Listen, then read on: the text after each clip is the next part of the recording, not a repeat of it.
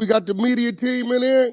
We're the media We're the team. media team. We got content. TV's in the go. We got TV in the go, Wack. You looking for that fire Clubhouse content? Well, you need to subscribe to the home. Hey, yo, Clubhouse TV. Let's get to the content. That's a good one. In the block. Hey, bro, you see this? And see, they get mad at me, y'all. Floyd, why you think they get mad at me? They say, Wack, why you exposing? Bro, but why you got it? Nah, bro. Because as a youngster, I remember hearing these names when my head wasn't right. I was in competition with the names, and them had already violated. They want you to sweep that shit up under the rug, bro. That's out. I had to tell me, Rack, you be ratting on the rats. Swear to God, bro. That's crazy. That is crazy. That's an oxymoron for your ass. Niggas be ratting on the rats. Double ratting? Told me I be ratting on the rats, bro. Wack, why you ratting? You be ratting on the people that ratted, bro. That shit ain't cool. Like, stop. I'm like, you get off, bro. Wack? In my head, I'm like, you must be, you know what I'm saying? Well, if you worried about that, you got to be not right. That's when you know it's over. You know what, homie? You got it. I'm going to stay over here. You just stay over there. So you ratting on the rats. He said, Wack, I said, what? He said, you telling on what they told on. Huh? I swear to God, bro. Bro said, you telling on what they told on, bro. Straight up.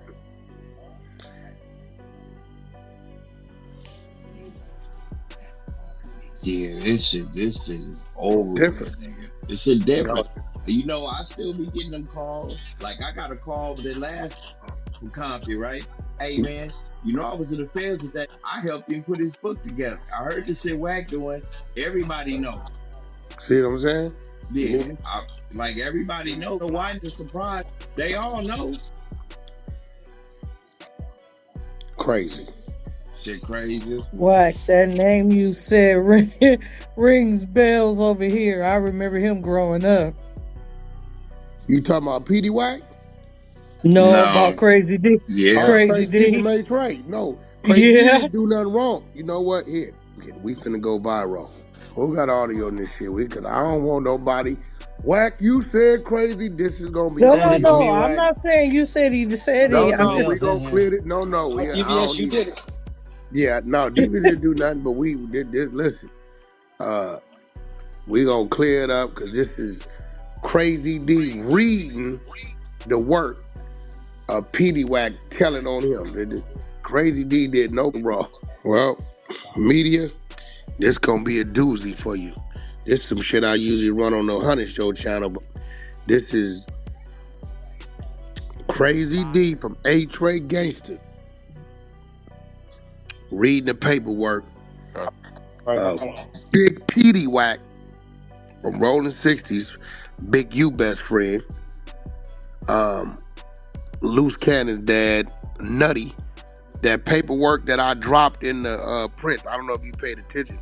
The paperwork I dropped in the morning show chat, all of them is in there. They all in there. Oh. Yeah, so they all lined up. Big Eddie Boy, little brother, little Eddie Boy, lied on him. Lied on his Tony. Yeah, free but little this, Eddie Boy. This is 1981. So this name was hearing Big Petey Wack, Big Petey Wack, Big Petey Wack, Petey Wack. This had already snitched way back then. Damn. So this Crazy D from Eight Tray Gangsta reading the paperwork, Big Petey Wack from Rollin 60s, tell it, pulled up, and a lot of y'all that don't know, y'all finna hear regular gang banging. This is 81 shit. Pulled up outside, they are killing, hit one head, shotgun another. It's funny though, because when you hear it was in 77 and 78 Cadillacs, it has some money, Wayne. 81, you in the 77, 78. That's a new car. 81, you pull it, you know what I'm saying? That was new. Yeah, back then, right? So A-Rod got it. This is exclusive on the other side of Clubhouse. No room for the week. You about to hear audio of Crazy D, Big Crazy D from Eight Tray Gangsta Crips. Read the paperwork. Big Petey Wack from Rollin 60s when he gave statements on him in 1981. It's gonna be some other names mentioned that some of you old school fellas might know, but the one we keying on is Petey Wack. A-Rod, let her rip. It's on you. All right, hold on. Or will be monitored and recorded. All right, start over again, D. Okay. Hello? Right here it says, all possible witnesses were transported to the 77th Street Station. On June 3rd, 1981, Detective Watson conducted interviews of each witness at the 77th Detective's Office. Witness Glaze, Rodney Charles stated, I was walking Valerie Hatchett back to her house at Haas Avenue and 59th Street. We were at Slauson Avenue and 2nd Avenue. I saw a yellow Cadillac Coupe de Ville two-door, about a 78 or 79, and a 77 white and blue Chevrolet Monte Carlo. I saw Devil from Eight Tray riding in the front passenger seat of the Cadillac. The Cadillac stopped at the alley on 2nd Avenue. I heard 2 shots, and I jumped into some bushes. Then I heard about 5 more rapid shots. I jumped up and ran around the apartments to the alley. I saw my homeboys down on the ground. I was about 35 feet from the Monte Carlo, and I saw Crazy D, Deontay Denard, running back to the Monte Carlo with a Gage shotgun. Crazy D got into the car, and they took off out of the alley and followed the yellow Cadillac southbound on 2nd Avenue. I turned around and helped my homeboys. I am positive I saw Devil in the yellow cab, and I am positive that it was Deontay Denard, Crazy D, I saw with the Gage get into the Monte Carlo after the shots. I have known Crazy D for about 4 years. Okay? And then the next thing it says, witness Williams, Darren Charles, stated, I was standing on the porch of the apartment number 1 at 2310 West Slauson Avenue with Lucky. I was talking to Mumbles, the dude in the brown leather coat, and Kwame, the one who died. I started to go into the house, and I was just about to close the door when I heard somebody start shooting. I opened the door back up. I heard about 5 rounds go off. I saw Kwame shaking on the ground as Deontay Denard, was shooting him in the back in the head. I was about 3 feet away. I rolled out into the grass, and I looked right at his face, and he shot one more time. I know Crazy D from Eight Trays. He started running towards the alley. I got up and chased him. I saw someone open the car door of the white over blue Monte Carlo and yell, "Come on, D! Come on, D!" Then D got into the car, and they went out of the alley and drove southbound toward 59th Street School on 2nd Avenue. I ran back towards my car to catch up with them, but I couldn't find them. I'm positive I saw Crazy D. I know it was him. Okay? And then, these next witnesses, this is what they said, but they really weren't doing no telling, but the next witness was, last name was Weekly, I think his middle name is Clifford, and his first name was Jerome, stated, I was sitting in my apartment, and C-Dub and Kwame and the other guys were talking on my front porch. I heard at least 7 shots. I started to turn the lights off in the house, and then I started to peek outside. I heard somebody yell, "They're gone." I went outside, and I saw Kwame laying right there on my steps. I did not see anyone with a gun, and then I did not hear anyone say anything or call any names. I did not see any cars at all. Then somebody named, last name Hollins, first name Willie, stated, I was standing in the front door of the residence of 5858 South Van Ness Avenue on June 2nd, 1981 at approximately 10 p.m. Perhaps a little later, when I heard about 9 gunshots, it could have been more, but I really wasn't counting. The shots sounded like they were being fired in the area of 2nd Avenue and Slauson. The shots were being fired rapidly, and it sounded like two volleys of shots fired seconds apart. I was with Melvin Nance. He lives at 5858 South Van Ness. I was visiting him when this occurred. I drove my vehicle, a blue 67 Malibu Chevrolet 2-door, to the Jack in the Box parking lot where I parked. I saw a crowd running towards the apartment complex at 2310 West Slauson Avenue. I walked down the street to the apartments and saw the boy that was dying was dead lying on the and saw the boy that was dead lying on the ground on his back. His head was pointed towards the alley. Yeah. And his just give me feet copies. were pointed. Give me copies of that, bro. Just send me the copies of it. Okay. What's your CDC number, man? So I can send you some money. So listen, I be having all kind of shit over here, but you know, people gonna miss me. The rats is gonna say, we glad they're doing some other shit. And then the streets gonna say, damn, Wack was letting us know it wasn't no good. At least some of us can get out the way. But right now, I gotta put the work in to save as many of the youth as I can, because a lot of these is looking up to these. It's a fact. A lot of them looking up to these dudes, bro. Because some of these names, like Devious said, was names. Names. You know what I'm saying? We got names, like it's certain names that, like, coming up, Crips and Bloods, you know what I'm saying? Like, you know, it was like mysterious enough to motivate you, even though you didn't know them, but the stories you heard about them, you know what I'm saying? You know, we had names, Blood, Peabody, Bolo, Cowhead, you know, these crazy OG ass names, you know what I'm saying? You know what I'm saying? Like, you know, to where you heard about the work they was putting in and you wanted to be worthy to be mentioned in the same, you know what I'm saying? And that's why when I met G Wayne, and me and G Wayne talking, I'm telling him some of his homies I did time with.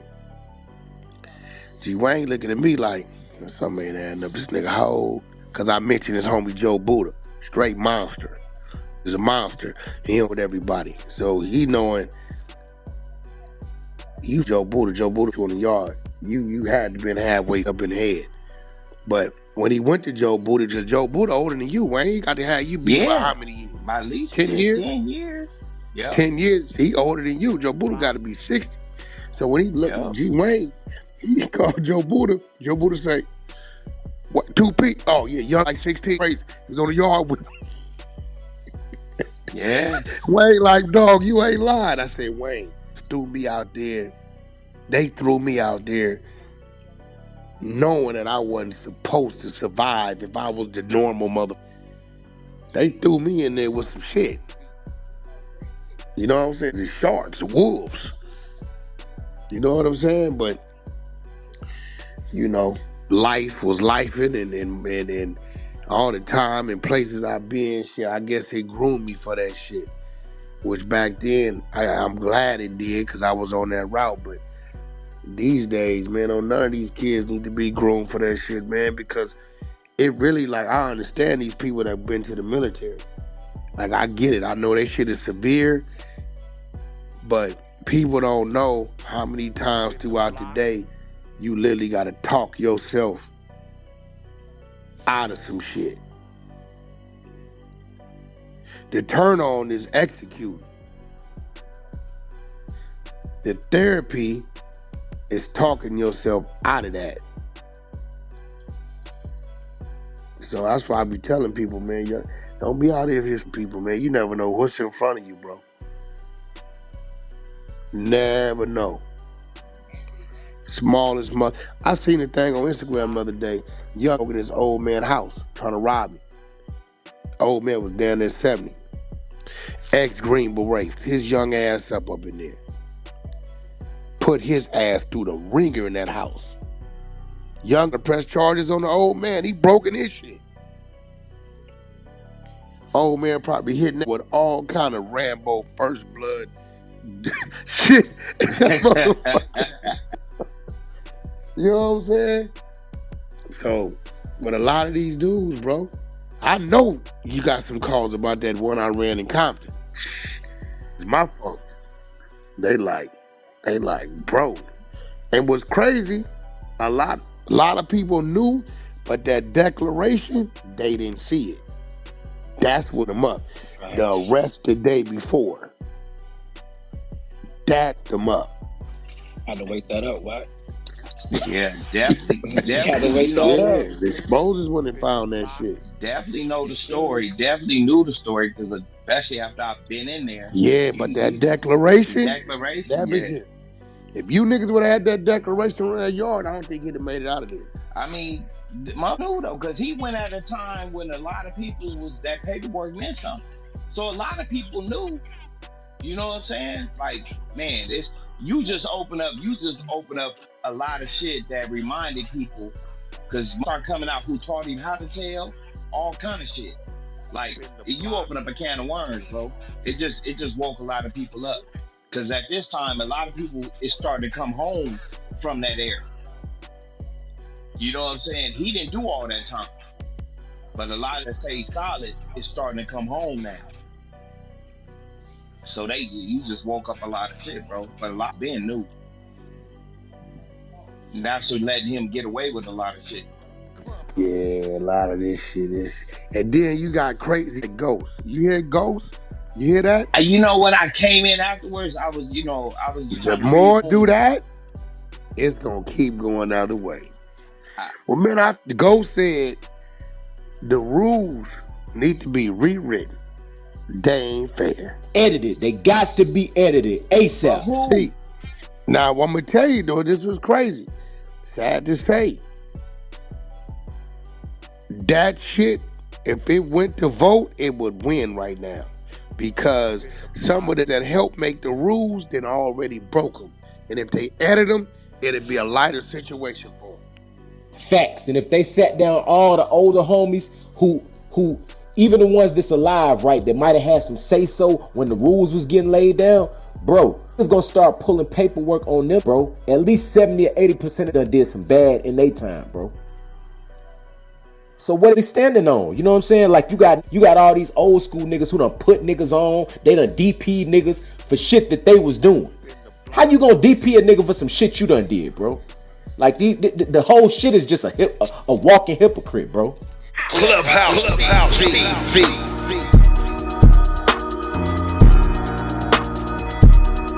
Clubhouse TV. What's good, YouTube? It's Clubhouse TV. We back with another one, man. Back in the building, and y'all heard the content. Wack just dropped another bomb on the West Coast streets. This time, some explosive audio of Crazy D from 8 Tray Gangsta, and he's reading paperwork. But this ain't just any paperwork. This is allegedly about Big Petey Wack from Rollin 60s, one of Big U's best friends. Yeah, y'all, this one got messy as y'all heard the content, but here's the breakdown. Wack got his hands on some audio of Crazy D reading official documents out loud.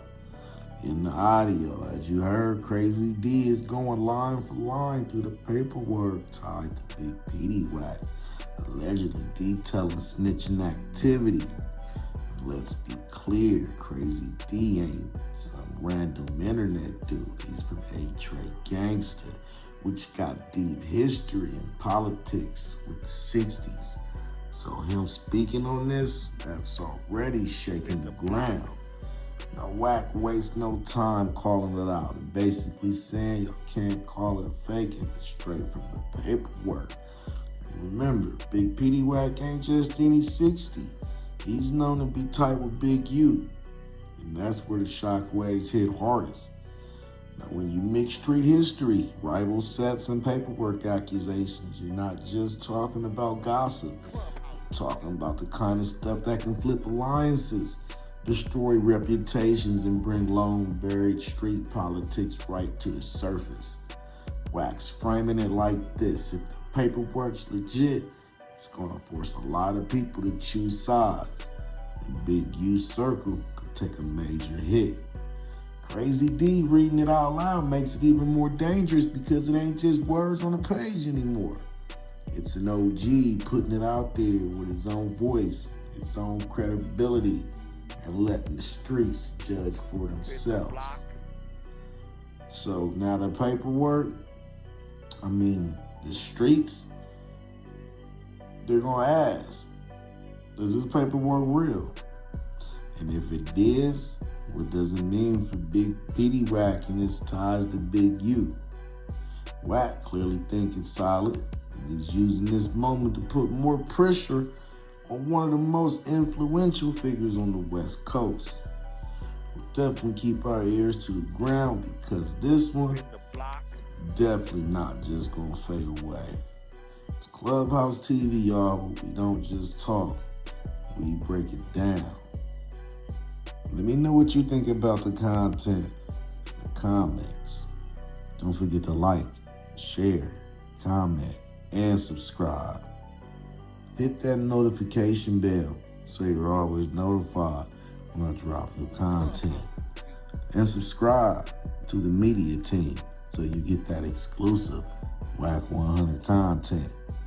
Any questions, suggestions, need me to advertise for you on my channel with over 44,000 subscribers, just get at me on IG and I'll get right back to you. As always, I certainly appreciate y'all checking out Clubhouse TV. Off to the next one. Peace.